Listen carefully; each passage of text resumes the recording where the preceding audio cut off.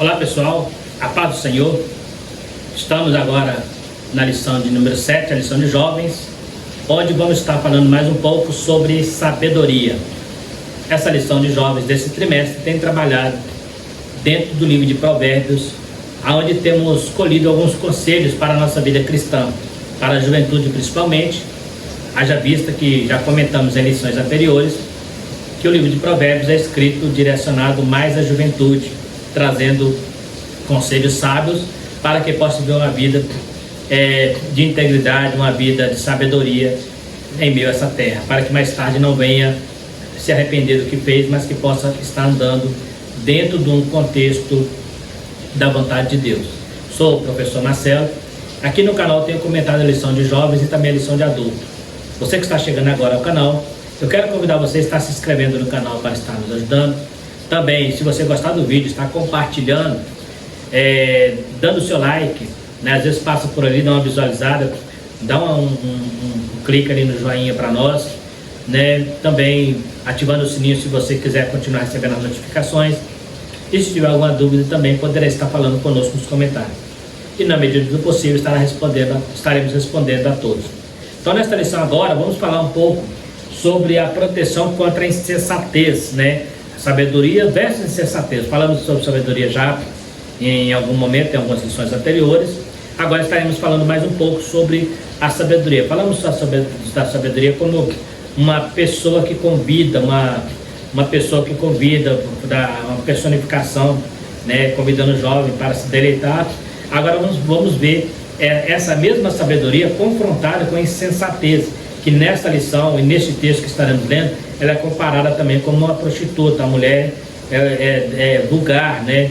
Uma mulher sem compromisso, né? Que engana as pessoas. Então vamos ver um pouco mais sobre esse assunto aqui. A lição de dia 17 de novembro de 2024, próximo domingo, onde será ministrado para os jovens.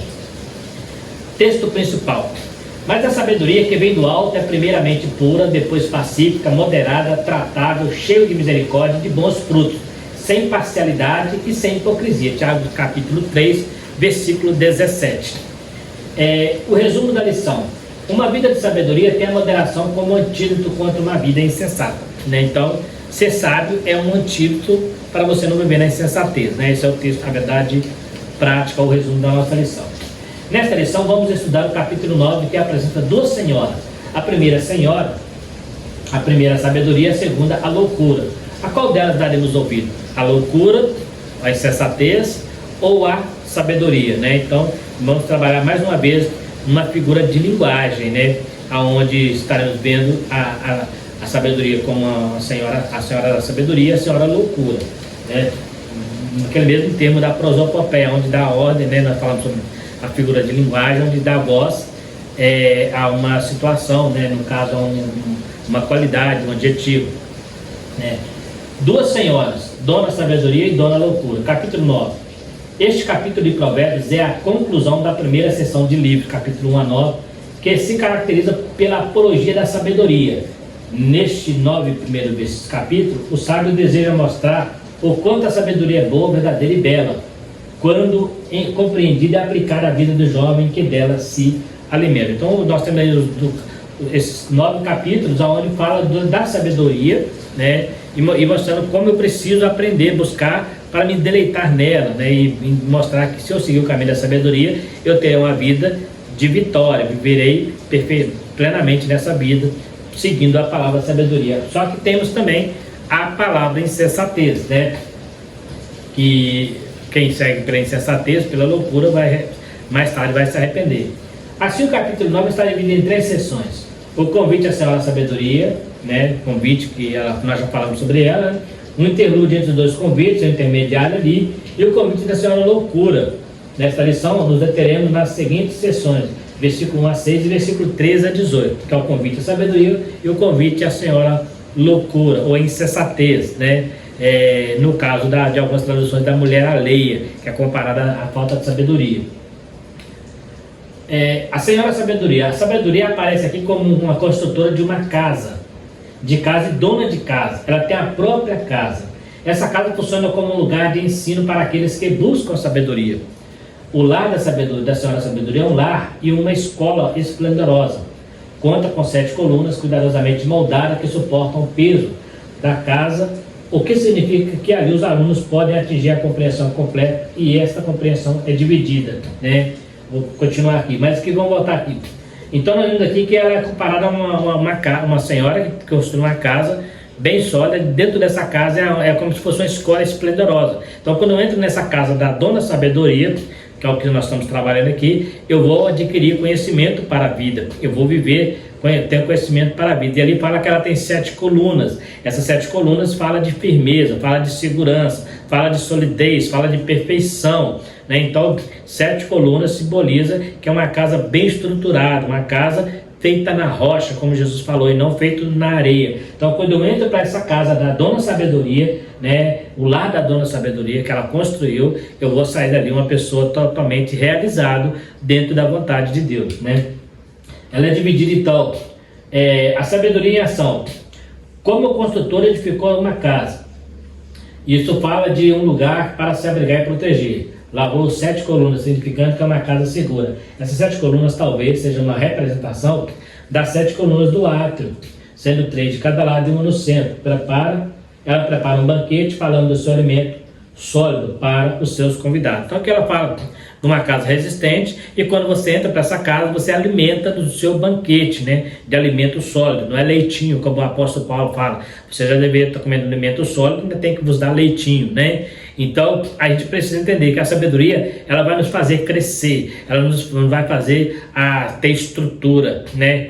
Quanta gente não fala assim, por exemplo, antigamente eu perdi a cabeça, hoje não, já tenho as costas largas, já aguento chicotada, né? Já aguento uma chibatada, né? Significa que você já amadureceu, coisa que te dobrava na infância, na juventude. Quando você começa a amadurecer, não te dobra mais. Na verdade, você soma na sua vida para mais à frente explicar, mostrar uma experiência de vida. Então, as batalhas que eram fortes para nós se tornam frágeis. Por quê? Porque você está sábio e sabe entrar e sair diante de qualquer situação, quando você se deleita na sabedoria, quando você entra para a casa dessa Senhora Sabedoria, que vai te dar sabedoria. E sabedoria aqui, nós falamos da sabedoria divina, a sabedoria de Deus, aquela que te eleva, né, acima de todo conhecimento, aquela que te coloca acima de como os jovens lá de Daniel, Sadraque, Mesaque e Abednego, que eram homens que tinham sabedoria tanto nas coisas terrenas como nas coisas de Deus. Então, o mais importante,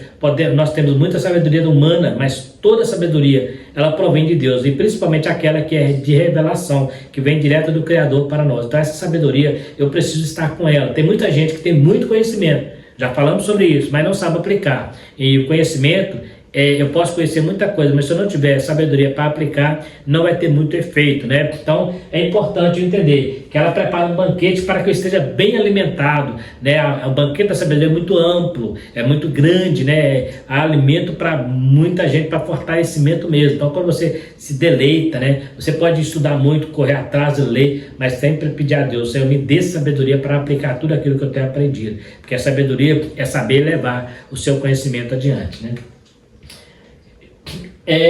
A Senhora Loucura, ao contrário da sabedoria, a insensatez aqui é comparada a uma mulher louca. Ela é personificada como uma prostituta que fica à espreita para pegar suas vítimas e levá-las ao abismo. Enquanto uma leva para o banquete, para a casa, a loucura te leva para o abismo, né? Te leva para o buraco, né? Enquanto uma está te colocando numa casa solidificada com 7 colunas e um banquete esplendoroso, essa aqui, ela vai sugar as suas energias e vai te jogar num buraco. E muitas vezes, aqueles que aceitam o convite e entram por um caminho da insensatez, o fruto é a morte, colhe a morte. A Bíblia fala que os que são convidados para ela, o seu convite é a porta do inferno, e vai para a cova todos aqueles que entram por essa porta, né?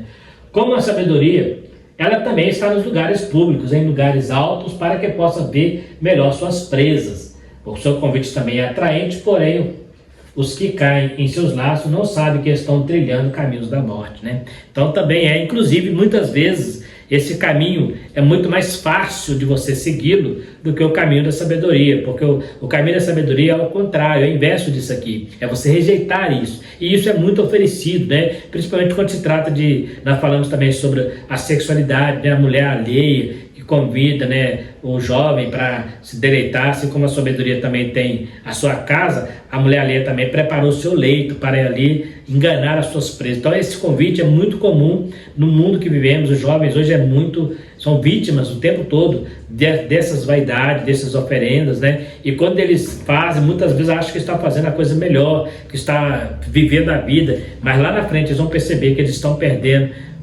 toda a sua essência para insensatez e para a loucura. Então é importante eu entender, andar na vontade de Deus para que a sabedoria me guie pelo caminho certo, porque a sabedoria me leva para uma casa firme, para uma casa de 7 colunas e com banquete esplendoroso, com banquete que vai me dar força, enquanto que a sensatez me leva para o abismo e tira todas as minhas energias. Então é importante nós termos essa visão. Quando recebemos convite lá fora, nós podemos analisar dentro da vontade de Deus se é o convite da sabedoria ou se é o convite da loucura, ou da mulher alheia, ou da insensatez, né? A sabedoria como antídoto contra a insensatez. A sabedoria apela para o nosso interior com o intuito de nos dar um coração sábio. Assim sendo, o convite da sabedoria é usar de maneira proposital a faculdade intelectual, de maneira que levemos cativo todo pensamento e obediência a Cristo. Ou seja, você tenha com o Senhor todo conhecimento, toda obediência a Cristo. Quando alguém te convidar, você já está solidificado, você já está alimentado com o banquete da sabedoria, que é a consciência de um pensamento, né, e obediência a Cristo. Então, quando alguém te convida, não, eu sou servo de Deus, eu não vou, não é porque a minha igreja proíbe, não é porque meus pais proíbem, é porque eu tenho temor de Deus, eu vivo na presença do Senhor e eu tenho que seguir o caminho que Ele guiar, o caminho que Ele me ensinar e não o caminho contrário. Então, a sabedoria é um antídoto contra o convite alheio, contra o convite da insensatez e da loucura. A sabedoria apela para fazer o bem, pensando no que é eterno, santo e elevado, do ponto de vista espiritual. Essa realidade celestial, por intermédio do Espírito Santo, afeta o nosso sentido e desperta-nos em nós o amor por Deus e, por isso, pelo próximo. E podemos colocar em prática o que pensamos, né? Então, a sabedoria, já falamos disso também, ela apela para o amor ao próximo e para o amor a Deus. Então, ela ensina você a fazer o bem, né? A sabedoria te ensina o que é fazer o bem, andar no caminho da lealdade, no caminho do bem, fazendo o bem para as pessoas e glorificando a Deus através da sua sabedoria, né? A sabedoria do alto é um chamado a fazer de maneira virtuosa o que pensamos, né? De maneira virtuosa. Em todo momento, o ensino do Novo Testamento é chamado a colocar em prática o que pensamos de acordo com o que aprendemos de Jesus e sua palavra. Então, Jesus ensina. Eu preciso não só ser somente ouvinte, mas eu preciso praticar. Eu preciso pedir a Deus, Senhor, qual é a tua vontade? O que eu preciso fazer para seguir a tua vontade? Aí que entra Jesus como a sabedoria em nossa vida, nos ensinando o caminho que muitas vezes é mais difícil, mas é o melhor. Muitas vezes é o mais complicado, mas é o melhor, né? Deus, quando foi passar pelo Rio Jordão, Ele falou, mantenha 2.000 côvados de distância da arca, porque o caminho que vocês vão passar, vocês nunca passaram antes, mas eu conheço o caminho, né? Então Deus falou, eu conheço, então siga a minha arca, que é a minha presença, que vocês vão chegar do outro lado, né? Então é importante eu entender que Deus conhece o melhor para mim, Deus sabe qual é o caminho melhor para mim. Então por isso que é importante eu deixar que Ele use, né, através da palavra de Jesus ensinada, plantada em nosso coração, nos dê sabedoria para caminhar nessa vida. E quando alguém fala de onde você tirou tamanha sabedoria, da palavra do Senhor, da palavra do Senhor que vive, que está em meu coração, né? Volto a dizer, como glorificar ao jovem o seu caminho, observando segundo a palavra do Senhor. Então a palavra do Senhor é que vai limpando o caminho, vai mostrando o que você pode e o que você não pode fazer, onde você pode pisar e o que você não pode pisar, porque no mundo vivemos em um campo minado por Satanás. Então só o Senhor conhece aonde estão a trilha certa para sairmos das armadilhas que o mundo nos oferece. Armadilhas que até então parecem saudáveis, parecem prazerosas, mas o final é caminho da morte, é caminho da insensatez. Então eu preciso pedir a Deus, sempre o tempo todo, em tudo na minha vida eu preciso pedir a direção de Deus, tanto na vida secular, no trabalho, na família, porque sempre que eu pedir direção a Deus, não quer dizer que eu não tenho que fazer a minha parte, tenho que fazer, mas se eu pedir a direção a Ele, Ele vai me mostrar qual o melhor caminho a seguir. Agora o resto é comigo, obedecer a ordem do Senhor, né? Uma vida cristã e um caminho de sabedoria. No Novo Testamento nos ensina que a vida cristã é um caminho de pensar e de fazer o bem. Por isso o caminho de sabedoria, mais uma sabedoria que vem do alto. Assim sendo, o jovem cristão não é chamado para viver meramente de acordo com os seus sentidos e instintos, né?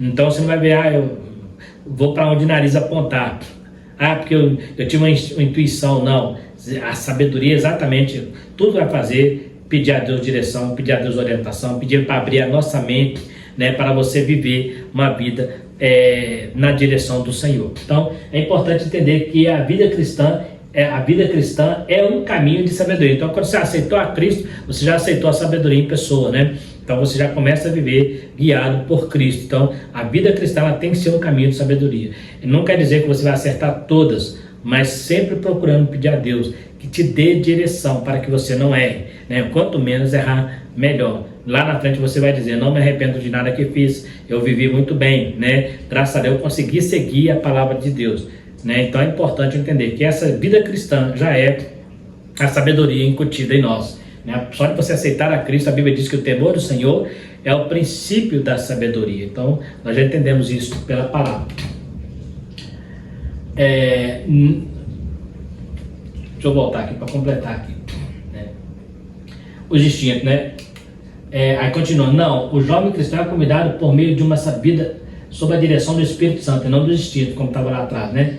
A ponderar suas escolhas à luz da palavra de Deus, de modo que ele se encontre em felicidade com Cristo e em sua casa. Por isso, diferentemente de um caminho de insensatez, a vida cristã é um caminho de sabedoria, moderação e temperança. Então, tem momento que você tem que ir, tem momento que você tem que parar, né? Temperança é isso. Tem momento que você tem que avançar, tem momento que você precisa recuar, né? Quando você está vendo que está saindo fora, recua e toma a direção certa. Então, a vida do crente, do jovem, ele é convidado a viver uma vida guiada pela palavra de Deus, né? O que nós temos visto hoje, que muita gente está procurando outros meios para se guiar, né? Hoje nós temos, por exemplo, livros de autoajuda, né, palestras de psicólogos, não que isso não seja bom, né, isso também ajuda, mas tem gente que tem colocado isso acima da palavra de Deus, ou nivelado a ela. A palavra de Deus é superior a qualquer psicólogo, né? Então o cara vai no psicólogo, né, vai numa palestra, né, melhor dizendo, motivacional, essa é a palavra que eu queria dizer, numa palestra motivacional, e às vezes o cara fala ali para aquele povo ali o que está na Bíblia, né? Só você ir para a Bíblia que muitas vezes você vai encontrar na Bíblia todas essas palestras traduzida na sabedoria divina, né? A sensatez, né? Dentro da palavra de Deus. Não estou dizendo que você não pode ir a esses lugares, né? Se puder até vai ajudar sim, mas entender que a sua maior fonte de sabedoria é a palavra de Deus. Então não pode achar que essas coisas são superiores à palavra do Senhor. Então nós temos que pedir a Deus sempre viver essa vida de sabedoria, moderação, né? E temperança. Loucura como um comportamento desvairado. A senhora loucura apela para os sentidos. A senhora loucura apela aos sentidos diretamente, apela para os sentidos diretamente, diferentemente da senhora sabedoria. A senhora loucura apela para uma vida baseada apenas no sentido, nos instintos mais baixos do ser humano.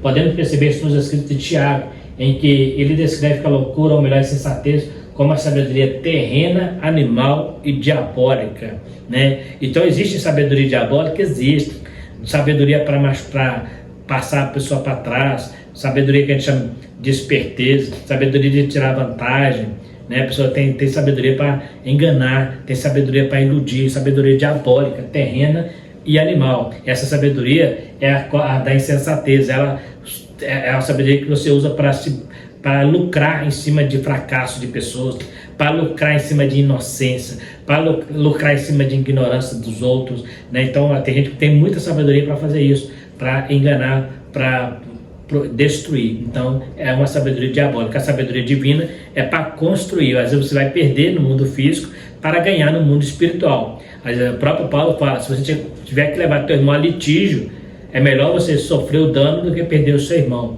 Mas isso não é o que nós vivemos na prática, né? Hoje as pessoas não querem perder nada, preferem perder o irmão do que perder bem material. Os bens materiais se tornam mais valiosos do que pessoas, né? Mas objetos hoje são mais valiosos que pessoas, né? Eu vi uma frase há pouco tempo, achei interessante, né? Que hoje as pessoas colocam os filhos na creche, os velhos no asilo e passeiam com os cachorros, né? O animal está mais valioso que o ser humano. Tem paciência. Se um cachorro urinar ali no sofá, ele pode até xingar o cachorro, mas não faz nada. Mas se for uma criança, a coisa muda de figura. Ele não tem paciência. Tem paciência com o animal, né? Se o animal fazer sua necessidade no meio da casa, a pessoa vai lá e limpa, né? E às vezes nem xinga o animal, porque o animal não vai entender, ele é racional, ele não faz maldade. Mas se é uma criança que também nesse momento ainda não tem maldade, um tratamento diferenciado. Então precisamos tomar cuidado, porque existe neste mundo uma inversão de valores, e essa inversão de valores faz com que a loucura nos faz achar que ser esperto ser mais esperto que os outros. Ser esperto é passar os outros para trás. Ser esperto é tirar vantagem de fracassos, de ignorância, né? Hoje você vai vender um carro, por exemplo, né? Hoje, infelizmente, tem um defeitinho ali, a pessoa, até cristão, ele não fala para a pessoa que tem um defeito, mas se quiser ele descobre. Ou seja, ele está ignorante. Então, o correto seria você falar, eu estou vendendo esse carro, mas ele tem que arrumar essa peça aqui, ele tem que arrumar isso aqui, eu já fiz o orçamento aqui em tantos reais. Né? Ah, não, então você deveria baratear. Não, o preço é esse, se quiser assim. Aí a pessoa prefere vender o carro e deixa a pessoa descobrir por si. O ímpio, o mundo é normal, para o cristão não.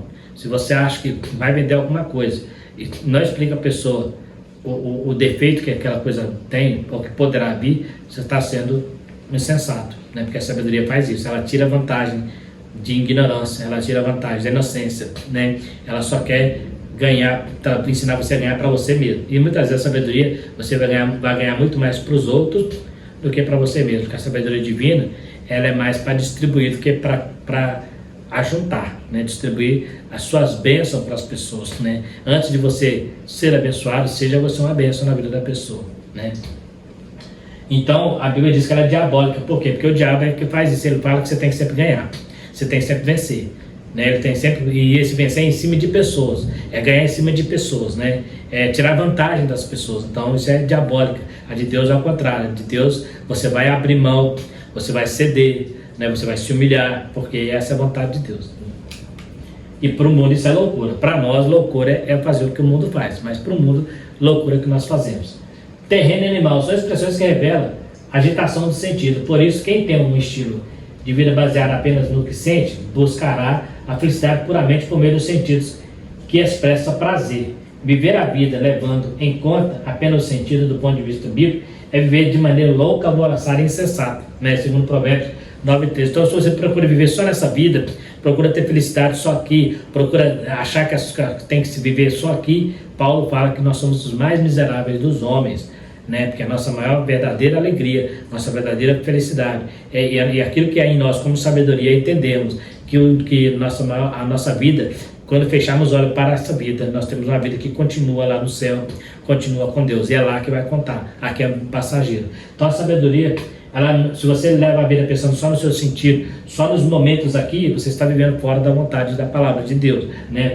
Porque quem tem um estilo de vida baseado no que sente, buscará felicidade puramente por meio do sentido que expressam prazer. Então as pessoas buscam hoje felicidade e prazer em muitas outras coisas menos na palavra, né? Até mesmo na igreja, tem gente que está na igreja não é porque ele é feliz, é porque ele tem medo de ir para o inferno. Se tivesse um meio caminho, um meio termo, ele iria. Ele fica ali, mas ele fica com o mundo lá fora, e fica com até uma brincadeira que as pessoas dizem, está crente de girafa, está com o corpo dentro da igreja, mas a cabeça está fora da igreja. Então tem que ter esse cuidado para viver uma vida sábia e estar na presença de Deus não por obrigação, estar na presença de Deus não por necessidade, mas por amor à tua palavra, né? Comportamento pecaminoso versus moderação cristã. Viver em estilo de vida baseado nos instintos, na maioria das vezes, pode até ser hipnotizante, ser legal, né? Ser da hora, né? O momento é muito bom.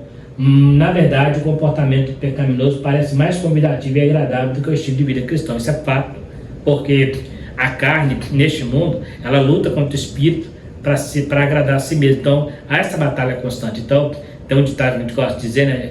que pecar é gostoso, porque se não fosse gostoso ninguém pecaria. Então para a carne é muito saudável, é muito gostoso pecar, é agradável, mas para o espírito é tristeza de alma, para o espírito é amargura de alma quando se comete pecado. Então como nós vivemos, se nós andamos em espírito, devemos viver também em espírito, então a carne tem que ser massacrada nos seus desejos pecaminosos, nos seus desejos da carne, né? Então a gente precisa ter esse cuidado, né? Eu posso viver essa vida com moderação, mas quando o pecado bate a porta eu preciso estar atento, quando a luz laranja acende, eu preciso entender que eu sou um servo de Deus e que eu ando segundo a luz do Espírito Santo. Então por quê? Porque as coisas da carne não é saudável. Pecar, se não fosse algo agradável, ninguém pecaria, todo mundo correria. Se é algo que você tem que lutar contra, é porque a sua carne quer o tempo todo. A Bíblia diz que tudo que há no mundo é a concupiscência dos olhos, a soberba da vida, né, agrada a carne. É isso que a carne procura, mas nós vivemos em Cristo. Então nosso corpo agora, ele está controlado pelo Espírito Santo. Nosso corpo pecaminoso está controlado. Então quando o pecado vem na nossa vida, ele deve ser um acidente e deve ser combatido. Por quê? Porque a princípio é agradável, mas o final é morte eterna, né? Morte espiritual. Então a gente tem que tomar muito cuidado com isso aí, né? O problema é que enquanto se vive desavisadamente por meio do sentido, em busca do prazer, a pessoa não desenvolve a consciência dos danos que vão se avolumando ao longo do tempo. Isso é fato. Se você vive desordenadamente, né? Vamos pegar um exemplo, um jovem gosta de balada, todo dinheiro que ele pega ele gasta na balada, tudo. Quando ele chega lá na frente que resolve casar, ele não tem dinheiro para nada, para comprar as coisas. Nós estaremos falando, inclusive, na próxima lição, falaremos sobre dinheiro. Ele não tem dinheiro para nada, por quê? Porque ele achou que era só gastar. Aí depois, nossa, eu torrei tanto dinheiro, eu preciso comprar isso e aquilo, eu não posso comprar. Então, quem vive a vida desordenada, lá na frente ele vai chorar. Agora, quem vive a vida com sabedoria, lá na frente vai colher o fruto da sua sabedoria, né? Então, a ilusão de que é mais fácil viver pecaminosamente, logo será desfeita quando desceu a chuva, logo será desfeita, né? Jesus mostra aqui a questão das duas casas. Todas as duas casas foram construídas do mesmo jeito, com o mesmo material. A diferença é que uma foi feita na areia, outra no terreno sólido. Mas o material foi usado com o mesmo nas duas. Só que uma foi feita na areia, outra na rocha, né? Então não é o problema não está na casa a ser construída. Olha que legal isso, não está no material que você construiu a casa, o problema está no local onde você construiu a casa. Você firmou sua casa na rocha, que é a sabedoria, ou na areia, que é a insensatez. Aí tudo bem, vai viver por um tempo, mas na hora que vier a tempestade, a que está construída na rocha vai permanecer, mas a que está na areia vai à ruína, não por causa do material que você usou, mas por causa do local que você construiu. Então cuidado. Se a sua sabedoria é uma sabedoria insensata, você vai construir na areia e lá na frente você pode colher muito caro por isso. Ao contrário daquele que constrói na rocha, que ele pode ver a tempestade que vai permanecer firme porque construiu dentro da sabedoria divina, né? A vida moderada é a proteção para a alma. O livro de Provérbios faz um apelo tal qual mesmo que o nosso Senhor fez no Sermão do Monte ao jovem cristão para que construa a sua vida sob a premissa verdadeira, elevada e segura. Por isso, na fé cristã, a vida de moderação é uma das mais importantes virtudes que devemos desenvolver em nosso trajeto com Cristo. Vida de moderação, a lição fala o tempo todo sobre isso. O que é ter uma vida moderada? É uma vida controlada, sem exageros, né? Fazendo aquilo que está dentro das suas condições, dentro das suas limitações, não tentar ir além daquilo que você consegue, ir além daquilo que você pode fazer, né? Além daquilo que você possa arcar. Então isso é viver moderadamente, né? Então, por exemplo, vai comer, vai alimentar, né? Você come normal, mas no outro dia a comida é muito boa, você quer comer para mais, você vai acarretar para você problemas de saúde, né? Você aguenta trabalhar 8 horas, mas pela sua ganância você quer trabalhar 12, né? Você vai ter um cansaço superior, vai desgastar mais rápido. Então, viver moderado é você viver dentro das suas condições, nem para mais nem para menos, mas dentro do limite certo, dentro da possibilidade. Isso fala tanto no mundo físico quanto na sua vida espiritual, né? O crente precisa ser moderado também na vida espiritual. Tem gente que é só igreja, é só igreja, é só igreja. Ele acha que tem que ir para a igreja todo dia, tem que estar na igreja todo dia, e não vive amigos, não vive família, não vive lazer. Aí depois, quando ele chega lá na frente, ele está cheio de Deus, mas não tem ninguém do lado dele, né? Então precisa ter moderação. Por outro lado, tem aquele que acha que é só lazer, que é só família, que é só amigos e não tem um compromisso com a obra de Deus. Então, é uma moderação, precisa ter equilíbrio. Uma coisa não pode sufocar a outra, né? Tem gente que perdeu família por causa de igreja, né? Então, uma coisa não pode sufocar a outra.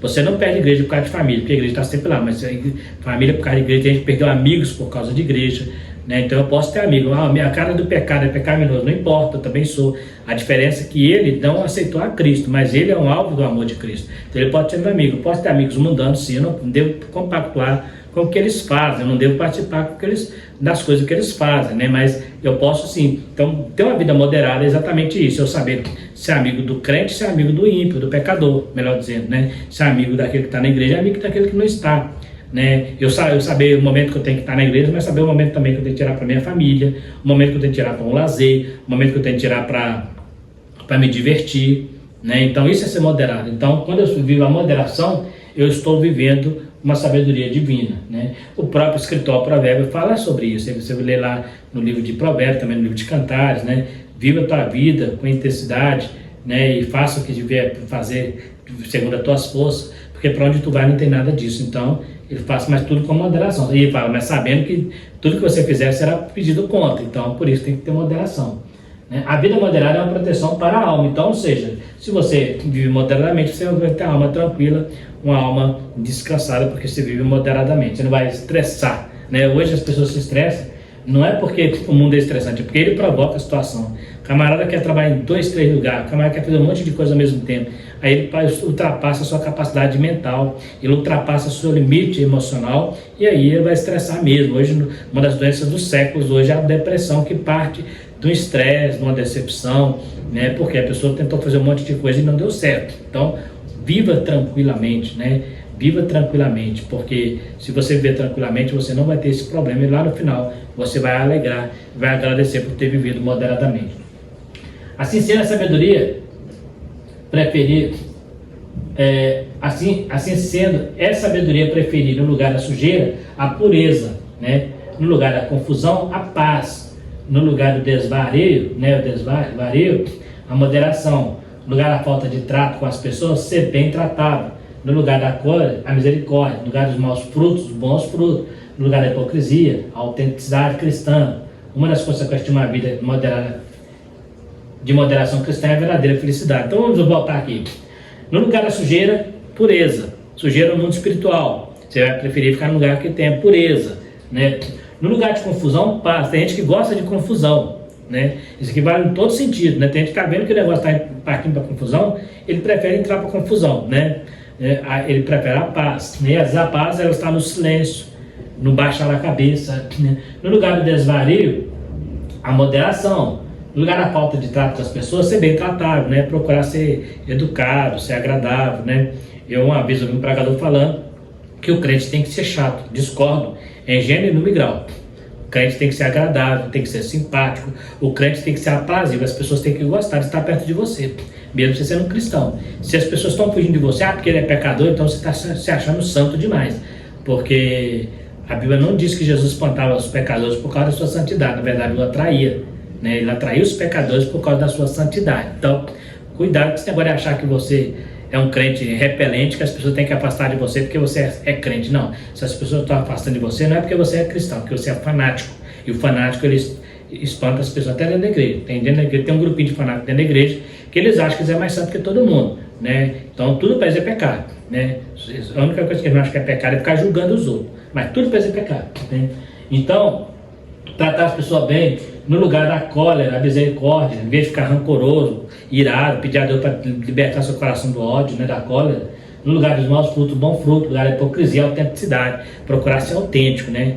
Deixar que as pessoas falem quem você é, não tentar mostrar quem você é. Deixa que as pessoas percebam pelo seu modo de vida, né? Tem gente que adora mostrar que ele é, eu sou cara, eu sou o melhor professor da escola bíblica dominical, eu sou o melhor pregador, eu sou o melhor cantor, eu canto melhor do que fulano. Isso é coisa do diabo, quando você pensa assim.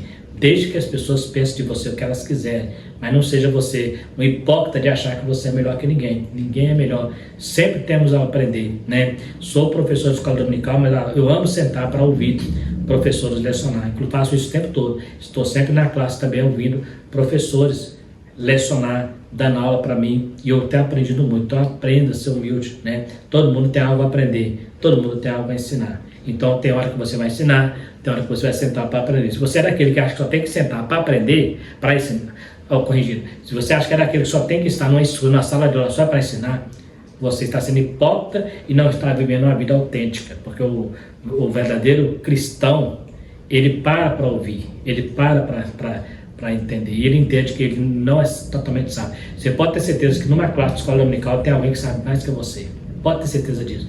Não pense que você está lá na frente, que você sabe mais que eles, não. Tem gente ali que sabe mais, ou pelo menos está nivelado com você na sabedoria. Então cuidado para não se exaltar demais, né? Então tem que ter uma vida de autenticidade, né? Ser autêntico, né? Alguém vai amar, você é sábio, você também tem sabedoria, só que cada um numa área, né? Mas tem que ser autêntico, né? Eu tenho muito medo desse negócio, a pessoa falar, fulano é o cara mais sábio da igreja, fulano é o cara mais espiritual da igreja, né? Ou a pessoa se declara assim, né? Eu sou um pregador famoso, né? E começa a fazer coisas que a própria palavra de Deus condena no mundo cristão. Nesta lição vimos que a Senhora Sabedoria simboliza a vida em Cristo, em que a moderação é uma virtude a ser buscada e vivida, e que a Senhora Loucura simboliza a vida insensata, baseada apenas nos apelos do sentido para uma vida desregrada e descompromissada com os valores do reino de Deus. Buscamos, portanto, a vida moderada em que a sabedoria que vem do alto se manifesta a todos os que estão ao nosso redor. Então, assim, as pessoas vão começar a perceber que você é uma pessoa sábia, sem você ter que falar que é sábio, sem você ter que mostrar que é sábio.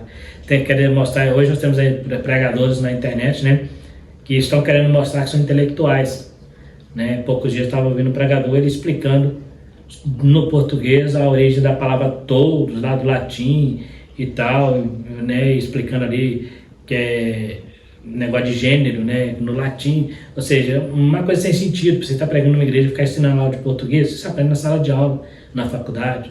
Talvez num contexto de uma escola dominical, se alguém te perguntar, pode até ser que você explique, mas numa pregação, então você vê que é exibicionismo, né, querer mostrar, né, que sabe de português, que fraga do latim, que fraga do grego e do hebraico. Isso não salva a alma. Salva a alma é o evangelho puro e simples de Jesus, a cruz do Calvário. Se vai pregar para ganhar vidas, pregue na linguagem do povo, né? Charles Spurgeon fala que você deve levar o evangelho na língua do povão e não na língua da academia, porque o que está lá de lá nunca passou por uma academia. Então cuidado, né? Seja mais humilde, vamos buscar a humildade do Senhor para fazer a sua obra. Viver uma sabedoria é viver a humildade, viver a sabedoria é viver com tranquilidade, né? Dentro da vontade de Deus, fazendo aquilo que vai produzir fruto para a obra do Senhor. No mais, aprendemos aí mais uma lição sobre a diferença entre ser louco, né, e ser sábio, né, a comparação das duas senhoras, e que nós possamos escolher, como pergunta na introdução, qual caminho eu vou seguir, o da sabedoria ou da loucura? Vou viver uma vida sábia, mesmo que isso pode me custar algum esforço, ou uma vida louca que não me custa nada de esforço, mas que vai trazer consequências terríveis para o meu futuro. Então é importante nós meditarmos isso. Será que eu tenho vivido sabiamente? Será que eu tenho buscado ao Senhor com sabedoria? Ou eu tenho vivido a minha vida desregrada, vivendo uma vida insensata no reino de Deus e na minha vida pessoal, profissional, social? Tem que pensar nisso, né? Então vamos tomar cuidado, pedir a Deus que nos dê sabedoria. Então está aí a lição, esse é o foco dela, nos ensinar a viver uma vida na presença de Deus com sabedoria e humildade. Que Deus possa abençoar você. E você que ficou até o final do vídeo, quero convidar você a estar se inscrevendo no canal, também compartilhando o vídeo, né, com quem você conheça, dando o seu like, ativando o sininho se você quiser receber a notificação, e também alguma dúvida, qualquer comentário, poderá estar falando conosco, e na medida do possível estaremos respondendo a todos vocês. No mais, fiquem todos com Deus e até a próxima lição, se Deus quiser.